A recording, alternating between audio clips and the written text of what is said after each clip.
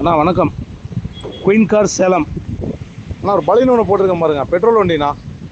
2019 delta model, ஒரே owner, 145 service record வண்டி. வண்டியில் எந்த ஒரு டச்சப் ரீப்ளேஸ்மெண்ட்டும் இருக்காது. வண்டி நல்லாயிருக்கும். ஐடியா இருக்குங்க கூப்பிடுங்க. இன்சூரன்ஸ் லைவில் இருக்குது. லோன் வேணாலும் ரெடி பண்ணி தரலாம். நம்ம ஆஃபீஸில் தான் வண்டி நிற்கிது. ஐடியா இருக்குங்க மட்டும் கூப்பிடுங்க.